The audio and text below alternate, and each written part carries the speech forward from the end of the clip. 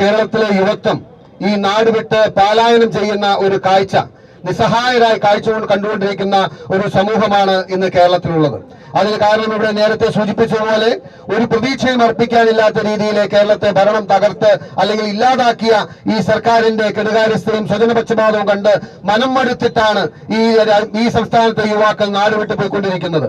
PSC rank ലിസ്റ്റുകളെ നോക്കൂത്തികളാക്കി ഇവരുടെ സ്വന്തക്കാരെയും ഇവരുടെ ഇഷ്ടക്കാരെയും തിരികെ കയറ്റുന്ന ഈ സർക്കാർ നയം, അതോടൊപ്പം തന്നെ കഴിഞ്ഞ കാലങ്ങളിൽ ഇവർ തിരികെ കയറ്റി ഇനി 10 വർഷം കൊണ്ട് ഇവരുടെ ഭരണം എന്നേക്കുമായി അവസാനിക്കാൻ പോവുകയാണെന്ന് തിരിച്ചറിഞ്ഞപ്പോ ഇവർ തിരികെ കയറ്റി ആയിരക്കണക്കിന് 10,000-കണക്കിന് അവരുടെ ഇഷ്ടക്കാരെയും സ്വന്തക്കാരെയും വരുന്ന സമയങ്ങളിൽ ഇരുട്ടിന്റെ മറവിൽ അല്ലെങ്കിൽ പിൻവാതിലൂടെ നിയമനം സ്ഥിരപ്പെടുത്താനുള്ള ഹൈക്കോടതിയുടെയും സുപ്രീം കോടതിയുടെയും ഭരണഘടനയുടെയും എല്ലാ ലംഘനങ്ങളും നടത്തിക്കൊണ്ട് അവരെ സ്ഥിരപ്പെടുത്താൻ പരിശ്രമിക്കുമ്പോൾ യുവാക്കളുടെ എല്ലാ പ്രതീക്ഷയും അസ്തമിക്കുകയാണ്.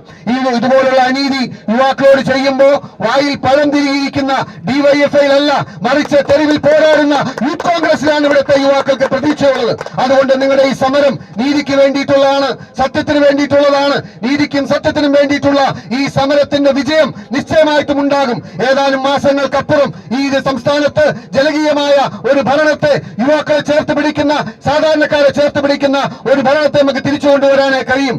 ഇന്ന് യൂത്ത് കോൺഗ്രസിനെ പ്രതീക്ഷയോടെ നോക്കുന്നത് കേരളത്തിലെ യുവാക്കൾ മാത്രമല്ല, മറിച്ച് ഇന്ന് കേരളം ചർച്ച ചെയ്യുന്ന ശബരിമല കൊള്ളയുമായി ബന്ധപ്പെട്ട് ഒരു വിശ്വാസി സമൂഹം മുഴുവൻ ഈ സർക്കാരിനെതിരെ ആഞ്ഞടിക്കാൻ ആഗ്രഹിക്കുമ്പോ, അവരുടെ വികാരങ്ങളെ നിങ്ങൾ തെരുവിൽ പ്രതിഫലിപ്പിക്കുമ്പോ അവർ നിങ്ങളെ വളരെ പ്രതീക്ഷയോടുകൂടി നോക്കിയാണ്.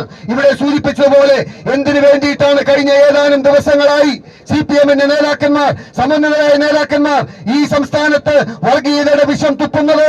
അത് AK ബാലനാണെങ്കിലും അത് സജി ചെറിയാനാണെങ്കിലും സാന്ദർഭികമായി സംഭവിച്ചതാണ് എന്ന് നിങ്ങൾ കരുതണ്ട.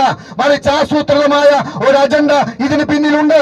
കേരളം മുഴുവൻ ചർച്ച ചെയ്യുന്ന സ്വർണ്ണക്കോളയിൽ നിന്നും ശബരിമലയിൽ നിന്നും ശ്രദ്ധ തിരിക്കുന്നതിന് വേണ്ടി ഒരു സമൂഹത്തെ, ഒരു സമുദായത്തെ ശത്രുപക്ഷത്ത് നിർത്തി അനാവശ്യമായ വർഗീയത വിളമ്പി ഈ CPM ഈ അജണ്ട നടപ്പിലാക്കാൻ ശ്രമിക്കുമ്പോ ബഹുമാന്യരായിട്ടുള്ള സമുദായ നേതാക്കന്മാർ ഇന്നലകളിൽ കേന്ദ്രം ആദരിച്ചിട്ടുള്ള, ബഹുമാനിച്ചിട്ടുള്ള, നിങ്ങൾ ഇരിക്കുന്ന കസേരയെ അങ്ങേറ്റം മഹത്വത്തോടുകൂടി കണ്ടിട്ടുള്ള ആ കസേരയിൽ ഇരുന്നു കൊണ്ട് ഈ CPM-ന്റെ അടവ് നയത്തിൽ നിങ്ങൾ വീണു പോകരുത് എന്നാണ് ഞങ്ങൾക്ക് അഭ്യർത്ഥിക്കാനുള്ളത്.